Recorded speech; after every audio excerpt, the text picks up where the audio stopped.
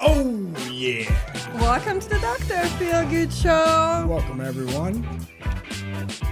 Welcome, our weekly broadcast on trauma recovery, cellular health, and real-life healing from the inside out. This series is proudly sponsored by the Patrick Rich's CTE Awareness Foundation, whose mission is to prevent CTE through education and early intervention.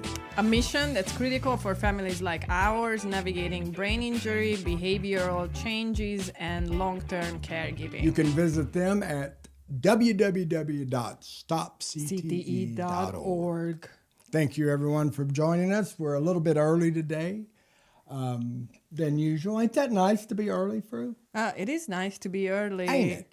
Sometimes, not always. You don't There are wanna be too certain early. things you don't want to do earlier. Well, if you're pregnant, being early is kind of cool, too, as long as it's not real early. No, that's what I'm saying. My sister went really early. My sister, Tamara. Yeah. Really early. Yeah, she did. And can you imagine the stress that was going on Oh, I don't have to imagine. I remember. after the birth and between the time the children, because they were twins. Trying to think about that moment in time and what do I have as a memory source. I just can't. I remember Monique jumping into, it was so funny. You know those balls that kids play in? You jump in them and you're covered by balls, like little plastic balls. Tamara had a swimming pool, like a kiddie pool, like Full what of we little got out balls? there, and they had it full of those balls. And Monique, when we got there, I don't know if this is when the boys were born, but this is the memory I have. She ran across the porch and jumped into that pool, all excited to jump in the balls, and it was full of water.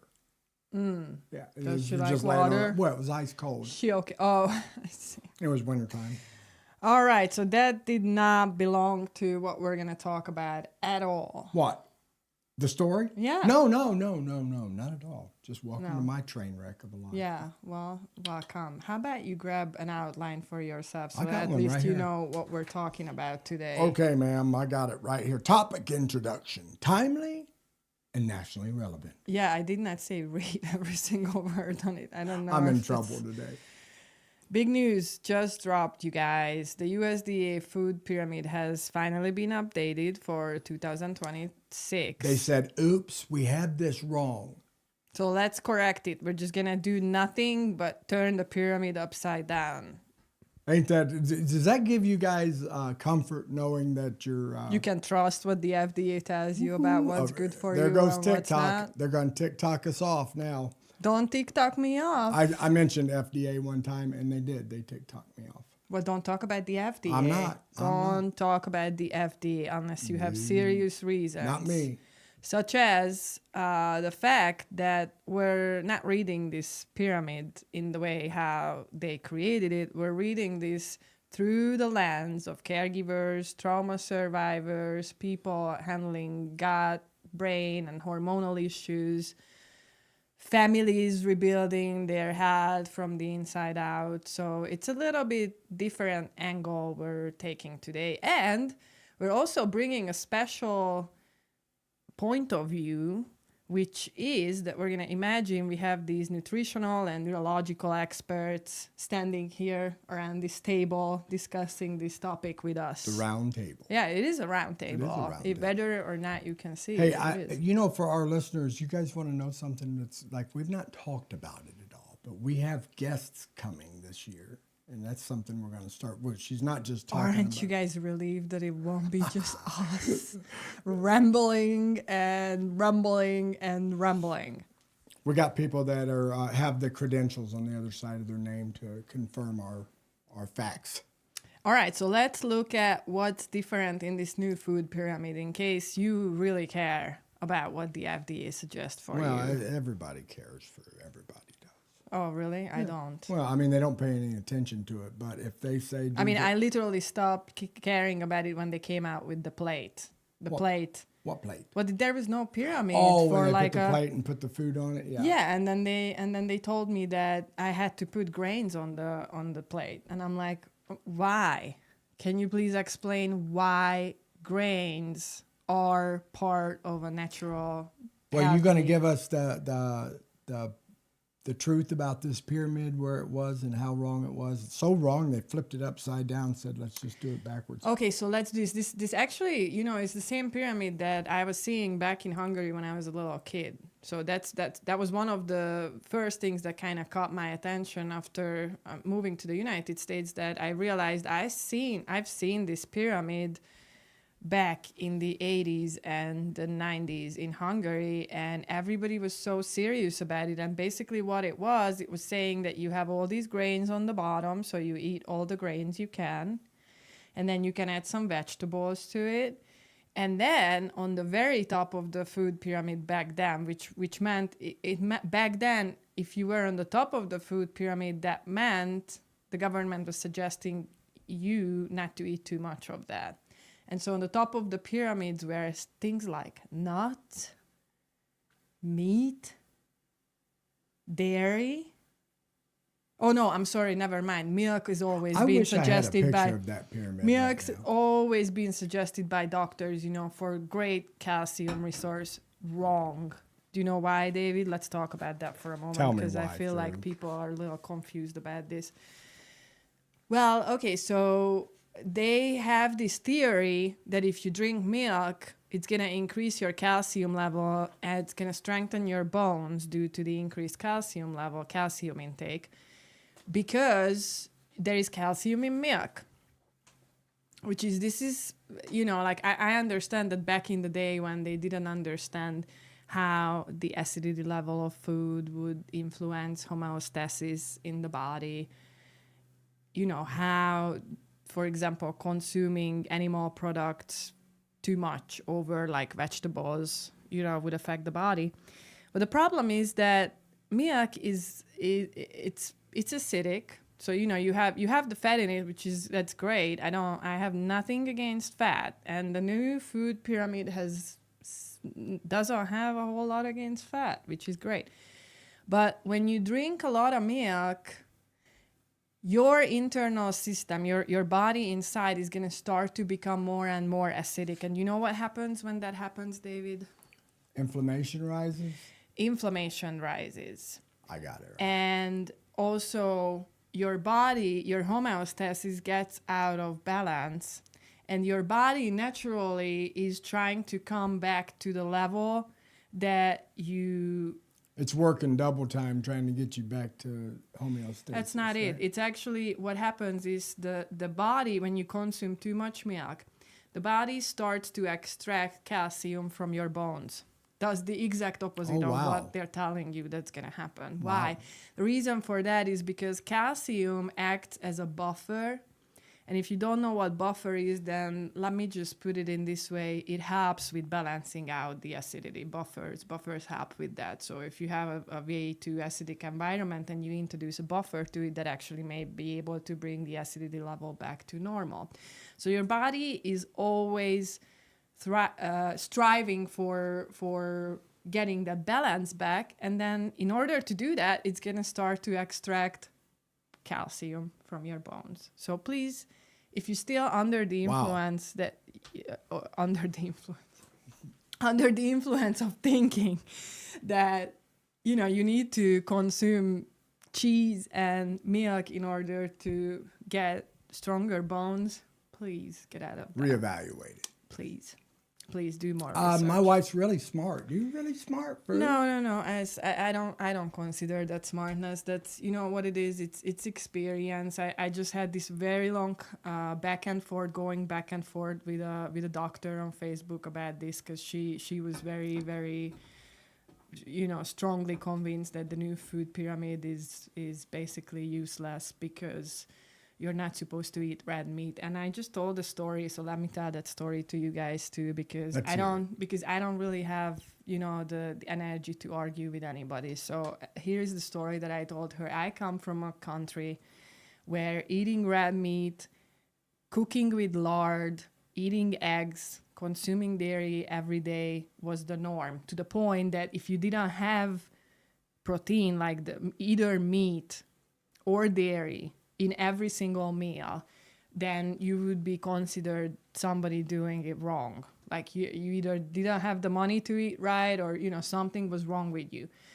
And it's very, very interesting that if I look back, the older generations, my ancestors never had cardiovascular disease, never had cancer, never had metabolic disease until they started to transition into cooking with vegetable oils, eating processed meat. So I understand where she's coming from. She's coming from medical school. So hence, she probably never took a nutrition class. You know? Don't talk about the medicals. They're the best. So They know what they're doing. So I understand where she's coming from, but she got this really, really backwards, because that's what they teach you. That's what a lot of times, you know, doctors and people who work in the medical profession tell you that, oh, you're not supposed to eat red meat, oh, la la la la la. Well, I'm just gonna say, go ahead and read the Gut and Psychology Syndrome book, which is basically a protocol, but also it compiles, written by a doctor, compiles the research of about 80 years of scientific research, you know, on food and how it affects the brain and the body. And then you'll realize that what you didn't get right when you were reading the data, because that's what she said, the data, here's the data, you're gonna get cancer if you've been eating red meat for 20 meat. And I said, honey, my doctor told me about 20 years ago to get on a cholesterol medication, and here I am. I still never had a heart attack. I still didn't have any surgeries. I still eat in a way that most physicians would, you know, freak out completely if they saw my plates, because it's so different than the plate that the FDA put out as the recommended. I'm glad too. You know that? You know, my whole life's changed because of the way she thinks. My whole life changed because of the information that I found in that book. So if you're interested in figuring out who's right and who's not, I would suggest, and I said this the same thing to one of the ladies who commented on my comment. I said the same thing. You know, reading books and research, scientific research, it's wonderful.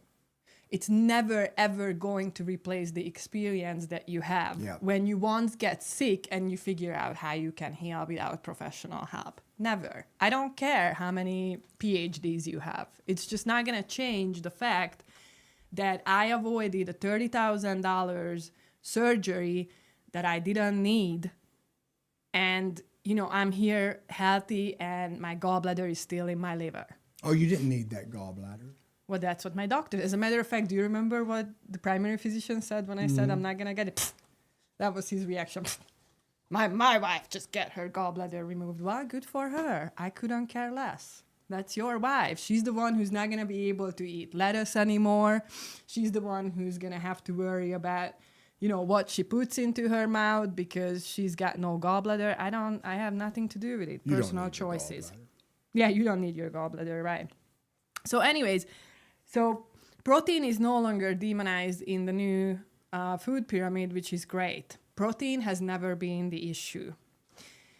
I'm personally convinced that saturated fat has never been the issue either. That's why I commented on that doctor's comment on the post yesterday, because saturated fat is you have to look at the source, where it's coming from. Okay, you can't just go and say that all saturated fats are bad for you and then look at the research but completely disregard the fact that the research you're looking at has never differentiated between conventionally farmed animal meat, processed meat, or humanely raised, farmed, you know, ethically farmed animals that actually had a lifestyle that was so close to the original way of living.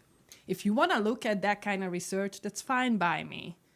I don't, because I understand that critical thinking is a huge part of evaluating the data that's in front of you. How you evaluate that data can make a huge difference in your life. And so, you know, up until my early 30s, I followed those suggestions to the most part, and I always struggled with my weight. I ended up being almost diabetic when I was like 20 some years old. Had joint issues, inflammations. I needed to quit sports, you know, like exercise and that kind of stuff. And then there was this hard cut in my 30s when I read that book, and I realized that basically it's not the doctors.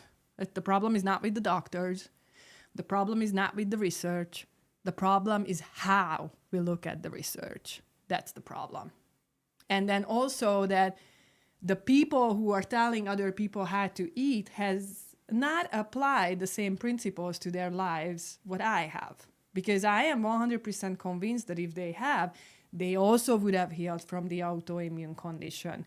They also would have gained their energy back. They also would have felt 15 years younger. They also would have got rid of all of their digestive issues. They also would have had a chance not to have, all sorts of chronic conditions or joint pain. How you or read that kind of research stuff. and look at research is extremely important. And as an example, Dr. Mark Gordon, it's what he does. That's his specialty, is reading research and then applying it. And by doing what he did, all these other doctors have missed it over and over and over. Now he's working with hormones and reversing things like dementia from a 95-year-old man who's got schizophrenia.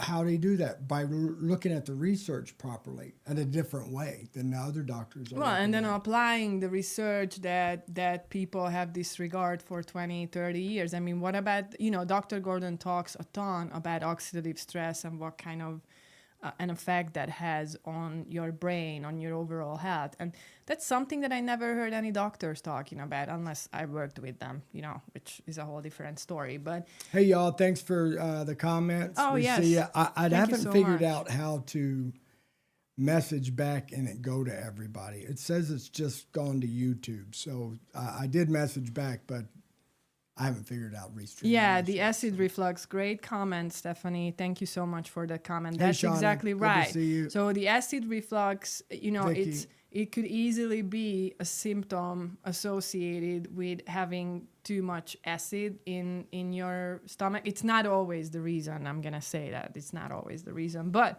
it could be the reason for that. And also, like, another thing that I learned about acid reflux, never heard it from any doctors, interestingly, is that a simple lifestyle change, such as introducing live kefir into your diet, can change that factor. It can get rid of acid reflux. Of course, again, going back, you have to look at what's causing it. I had an ulcer when I was in my late 20s, and my stomach was just, I couldn't eat anything. It hurt so bad, acid reflux along with it. And they gave me some medication. I took it for, a month or two, never helped at all. And my mom told me to get some goat's milk, raw goat's milk. And I did. And I drank it. I don't know how long it was that I drank it. I know that I didn't drink it forever, and it completely left. I've not had one acid reflux problem since. Then. Hey, yep. Jessica. Hey, Shauna. Thank you so very much, you guys, for this is gonna be our time next time to come live. I So feel like if you guys are having acid reflux problems or ulcer issues, goat's milk. You can get it at the grocery store. Most grocery stores carry a quart of the stuff that's in the refrigerator. I don't know if I'd want that stuff off the shelf. So The what? warm stuff. Yeah, probably not. Well, do you mean the canned? Yeah, the cans. Yeah, I don't know if I'd want that. Well, not really. Gotta have Well, it depends again, the purpose matters, but if you're taking it for that purpose, I wouldn't. So the digestive enzymes that are in milk are, something that you need in order to digest If you've them, got Amish folks. which is exactly why I'm okay with consuming milk as long as it's raw. If it's not raw, I only use it for making kefir out of it. And I guess even if I make kefir, my preference would be raw. But, we can go back and forth about how bacteria, what it does, blah, blah, blah, blah, blah. You have to do more research on that, too. Because, beneficial bacteria, not having enough of them in your life, it can cause a lot of neurological symptoms, like dysfunction. You don't really want to deal with those. So anyway, why am I happy that protein is back on the top? Because protein is something so essential for cellular wellness, for healing, And especially for people who are healing from brain injuries, and then people who have been affected by trauma, they also, you need protein. I'm sorry, I'm not gonna tell you what kind of protein you need. You know, I'm a full believer of eating right instead of supplementing things. So if you're a vegan, you go ahead and do your own research. I don't know how you do it. I mean, I did for a while, but I felt like crap. So I don't really know how you would do a vegan thing without supplementation. And so my goal has always been to find a way of eating that does not require me to take too many supplements, because I don't believe in supplements. I believe in food as medicine.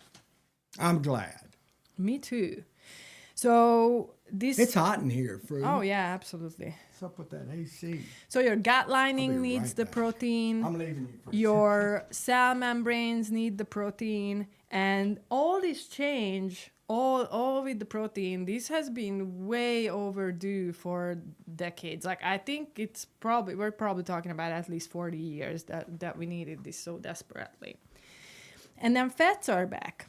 And so that's a huge win, because this is where we're talking about the brain again. Your brain lives on cholesterol. 75 degrees.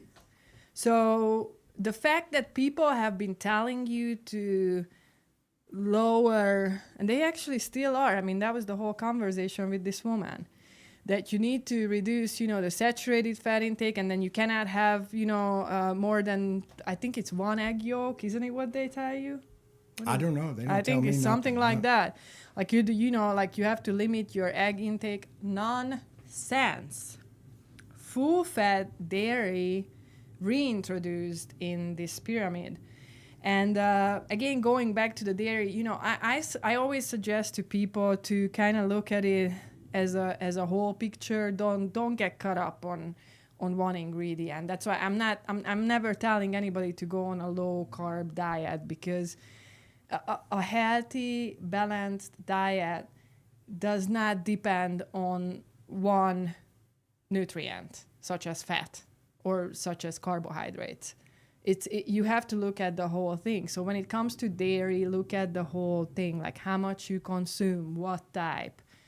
Is it conventionally raised? Is it coming from conventionally raised animals, or is it coming from animals that lived a healthy and happy life? And so, Not chickens with PTSD. no, not chickens with PTSD.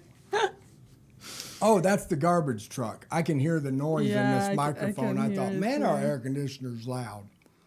So, a lot of the hormones require you to have that fat. And then, so, that hormones, I mean, he's talking about Dr. Gordon. Hormones are critical for trauma survivors, and hormonal health is critical for trauma survivors, period. That's something that just totally got missed in the medical world my whole life. You know that my testosterone and my thyroid, both from the 2008 when I had my car accident, in November of 2008, the very next year when I started going to the doctor and they gave me Medicare and I started going to the doctor and getting checkups, my testosterone was gone, my thyroid function was gone, and I had to supplement. What they want to do? Give me testosterone shots so that for sure my testosterone factory will never work again. They want to make sure they're doing it. I give them a paycheck every month for the amount of testosterone I had to take. And then thyroid the same way. And, it's a simple fix, as simple as Fruit pouring out her singing bowls and giving me a 10-minute sound bath. Completely reset my testosterone and my thyroid. That's so awesome, by the way. So ultra-processed foods are finally flagged, and I couldn't be happier about that change. I could not. I mean, there's so many issues coming from the fact that people are consuming What's ultra-processed food? Adulterated fats.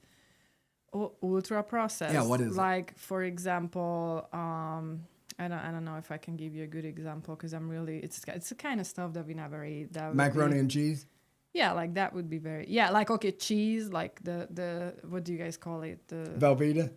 Yeah, like Velveeta, that would be ultra processed. like ramen noodles would be ultra processed. Cereal. Cereals would be ultra Man, processed. I like cereal. Yeah. So don't eat those, please. Captain Crunch to the rescue. And they're giving you a signal with this that you have to move away from calorie counting and move towards food quality. And that's, again, a great point. I mean, I did not get on the scale since, I don't know, 20 years ago, pretty much. People ask me how much I weighed. I always just say 150. I don't know. I don't know, and I don't care. So it doesn't matter. What matters is how you feel in your body, you know, how much energy you have throughout the day, how well you sleep at night, how good your digestion is, or how bad your digestion is. Do you like going to the bathroom or not? Yeah, exactly. Is that a good or a bad experience? And is it constant? Like, is it, you know, do you get the same results when you go to the bathroom, or is it changing far too much? You know, bathroom talk. Here we are. Here we are. So this is the first time in decades that the government quietly admitted the old model was biologically backward. And that's kind of funny because literally all they did, in my opinion, is they just turned the triangle upside down. So the pyramid now is standing on its tip, and we see the exact same foods in them and in it, and you know, that's what I try my best to eat food right and no supplement. Yeah, exactly. Me too. If I know that there is, like, for example, garlic. Let's take garlic. You know, I know people who eat garlic pills. Why? What's wrong with eating garlic? I mean, You know, you can take the garlic and put it in your mouth and swallow it like a pill. Mm-hmm. You don't have to crunch it up. you're gonna get a better result and you're gonna pay less. Yes. I mean, ultimately. Oh, we eat it like I like it, we do. but I'm Hungarian, so you know it's a little bit different. Hungarians are big garlic folks. Yeah, we garlic is one of the Main crops. crops in Hungary. So, yeah. So, what's missing? Do you know what's missing, David? Any ideas? What's missing in the food pyramid? Yeah. Yes. Fermented food. Oh, wow. Look at you. Somebody found their outline. I have my outlines down here, and I can't read that far away, but I know that there's no fermented. You can see sauerkraut on the shelf, but that's You not know, this is fermented so food. funny. These fermented food things, it's missing from everywhere.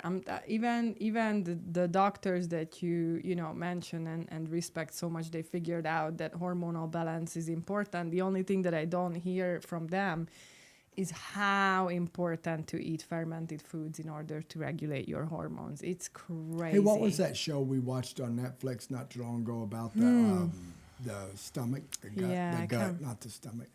Hack your health, No. hack your life, hack your something, hack something.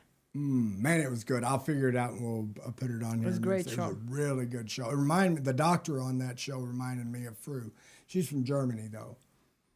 And she had gut issues, digestion issues, and that's what caused her to study the actual thing. Right. Same as you. It's the whole story the same way. That's why I'm not. I don't mean, like, guys. If you're a doctor, or if you know, there are good doctors. Okay, I'm not speaking against them. But when I talk to a doctor, and they don't have that personal, you know, like, that's why I went into medicine, because I had this health issue and I needed to heal from it. And I've done so much research that I found out that this is how you heal those people who have this issue.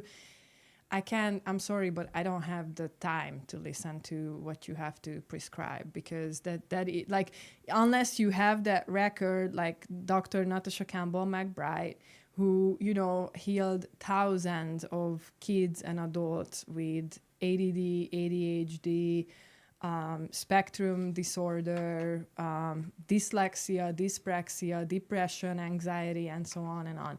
When you have that track record, I listen to what you're saying, and I'm very interested in seeing if I can learn something new from you. But the people who've only read research and they never actually had the courage to try it on themselves, or the opportunity to experiment, you know, with a loved one who was really close to them, or themselves, they can get so stinking far from the truth that it hurts. I mean, Well, literally. our country and is in the trouble that it's in because of our lack of, like, our personal lack of knowing what our body and what our nutrition needs, and we trusted the FDA and our doctors to guide us in the right direction. And what they did was guide us in the absolute opposite direction that we needed to be. That it's not about healing; it's about putting Band-Aids on stuff and then it being worse. Yeah, and just now look at all the cancer that's out there now. And when did this start? When processed food, when the packaging started, when they started making things last on the shelf. yeah. So, this stuff started Or like happening. back in the 50s, when the goal of the government was to create cheap food. And I mean, they invested millions of dollars into figuring out how to make cheap food. So we got to, as human beings, we've got to take it on. It's our responsibility to care for ourselves. And what we have right now is a society that lets someone else care for them. And we're in trouble because So, one of the things that this lady told me was that the red meat, when you eat it, it's particularly bad for your gut microbiome. Well, okay, but the one thing that she didn't say was that you need to eat probiotics. But without probiotic foods, so fermented foods, fermented vegetables, fermented dairy, all that cultured dairy, whatever you want to call it, you're not really going to be able to rebuild your gut microbiome. Now, the problem with that is actually that if you have mood swings, if you had mood disorders, or, you cannot stabilize your appetite, you're not going to be able to do that without balancing your microbiome out. So that's why I understand that, red meat without fermented foods may have that effect on your gut, which I don't know for a fact. But what I do know, because again, when you say red meat, what kind of red meat? Is it processed meat? Is it, humanely raised animals? So that matters. But even if you look at it, I would say that you have to worry about the health of your gut microbiome over anything. It's so important. That's what that movie's all about. I wish I could give that name out. Man, you'll just find it. look on Netflix. You'll find it. I think it's Hack Your Health, I think, but we'll see. Really good movie.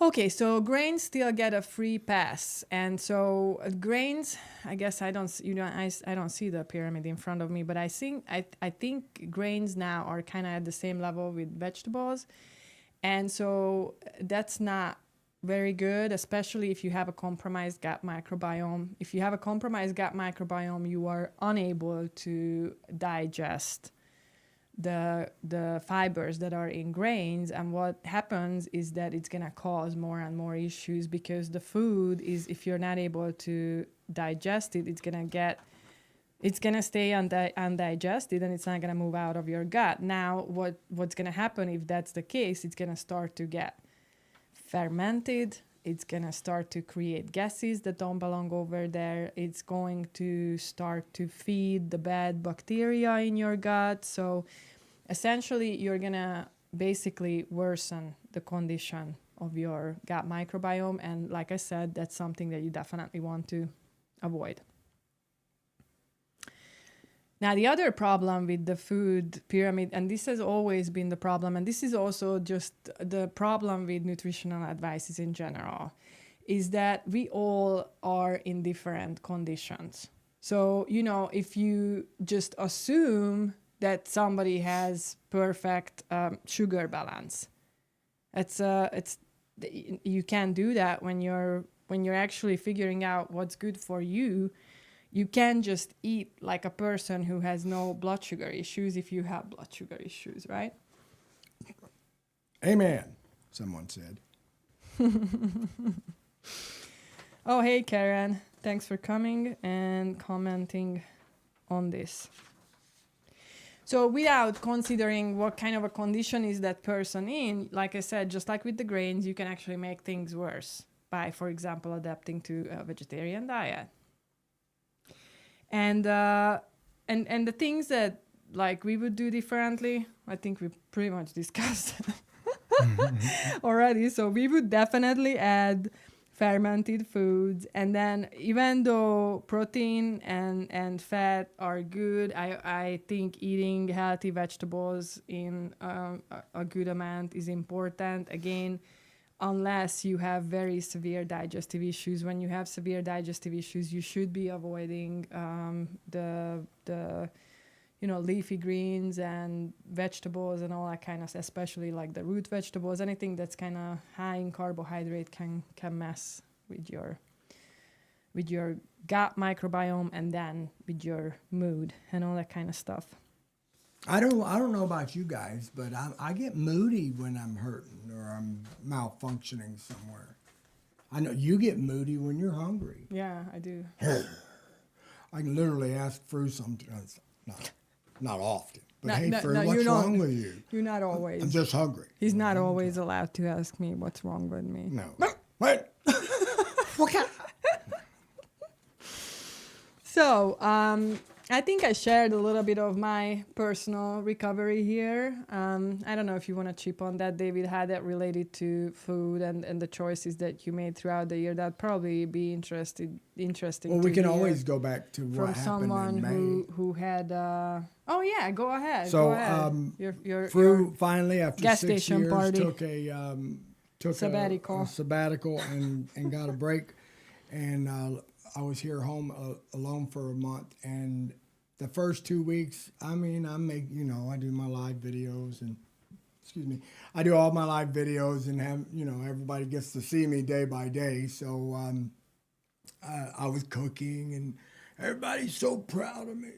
And I was proud of myself. And then I had a lot of work to get done. And so I had some guys working with me and we were out in the woods. So I needed to take care of feeding them. And I drew a blank. When I got to the grocery store, I'm thinking, I got to feed these 3 guys. And by the grocery store, he means Dollar General. No. I was at Walmart when this first happened. And I'm walking around in there and I'm like, I'm buying groceries for myself. And I'm like, I got to feed everybody else. And I don't know what to do because I can eat this, and this. So you get some Captain Crunch? And so the Captain Crunch came into play. Of course, after the Captain Crunch came into play, with a gallon of milk, the gate opened up. And I ate the Captain Crunch. I could have some ramen noodles. Well, I ate the ramen noodles. I can have this. So what I did is end up going to Dollar General and spending about $50 on commissary, ultra processed food. And within a week's time, I was in such severe shape that I ended up in a psychiatric hospital by the time Fru was here. It's serious. We make jokes of it. This isn't a happy story, nonetheless, because you get it ends happy. Look where I'm at now. And yeah, but you get into a hospital where they give you Captain Crunch for breakfast. Captain Crunch, exactly. I didn't say it right, but I did.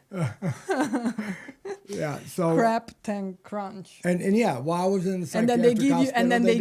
They did give me cereal. They give you Little Debbie's for a snack, and ultra processed. There you go. Here's another example. Little Debbie. All these things work against my mental health, and what we're working on. What our goal is so that we have healthy mental state, so that I'm here for my kids. And I'm here for my grandkids. We're here for each other, the community. We can do things that are good for people when we're healthy. When we're not healthy, we're not good for anyone.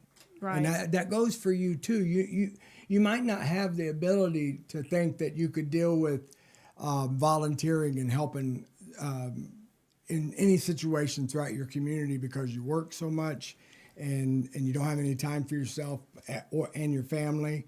But when you start eating healthy and you eat the right foods, the health that you have, it affects everybody in your community. Everyone around you is affected by your health, whether it's good or bad. And if it affects me, now that's what I think is a good advantage of having a traumatic brain injury survivor like myself.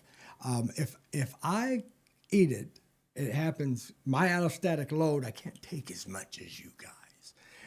It shows up faster. So if my allostatic load is full, then I start acting out. my mental state starts When showing he sees up. when he says his allostatic load is full, he means when the allostatic load reached its limit, its capacity, and then it starts running out, flowing over the top, and that's where your mental health starts showing up, and people can see it. or whatever is the weakest point. You know, like for example, for me, if I've done too many things that raise the allostatic load, I would probably end up having like liver pain, like gallbladder pain, you know, or like or digestive issues or whatever, or migraines or whatever. So what the point was, what I'm saying, a little bit affects me quick. So you guys could take advantage of that and say, if this is bad for you. David can't take very much of it. I can take more, but 20 years of it, and I'm liable to have dementia when I'm 65 years old.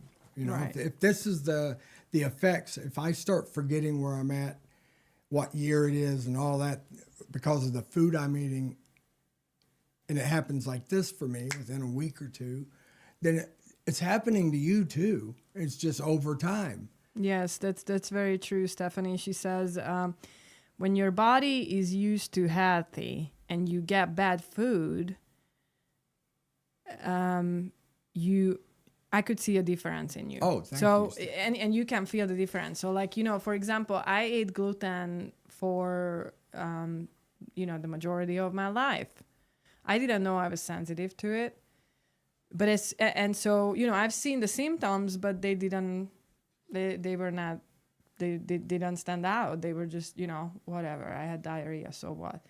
But, you know, like when you actually put a stop to it, and then you go gluten-free for 2 years or a year or 6 months or whatever it is, and then you eat something with gluten, it affects you like 15 times worse than it did previously. And it's probably because, I mean, I don't know, I just have to guess. This is my own experience. I've seen it on him as well, and I've heard it from other people too. It's pretty much like your system adjusts to whatever is going on. But the problem is that when you're putting too many things into your body that are bad for you, your system is constantly in this high alert, let's adjust all of these, you know, issues in here. And that's kind of like what wears out your immune system, then that affects your hormones negatively. So, you know, it's little by little, but at the end of the day, it makes a huge difference. And just because the government suggested for you to eat a certain way, it doesn't mean that it's healthy. And it's, you know, I could almost step out on the limb here and go, if they say it's healthy, it's not. Go ahead and look at the packaging. They approve it. Fat-free packaging, sugar-free packaging. The FDA has to approve it. And it says sugar-free, and then it says sugar-free on the front of the label, and then you turn it around, and then you see that corn syrup is the second ingredient in it. I think we have to do an episode on label reading, by the way. It just reminded me. I think we did one, but we can but redo no, no, we never. I don't think. Are we getting? So, anyways, learn to trust results, not just recommendations, and that's basically what I am teaching to people. This is, if there was one thing that I would like to get across to you guys, is learn to listen to your body. Your body gives you signals. The symptoms that you're having are not there to irritate you.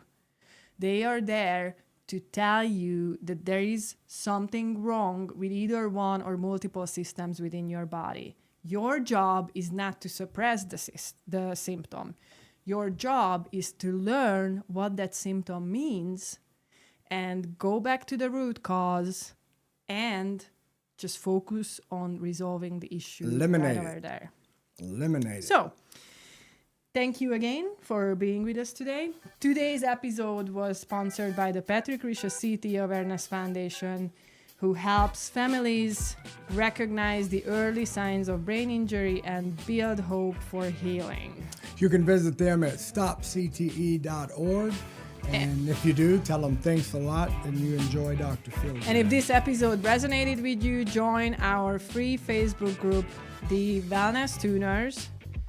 We just wrapped the series on spontaneous remission. Not really. This is something that I should have read before I read it out loud. we just wrapped the series. We just wrapped an episode on.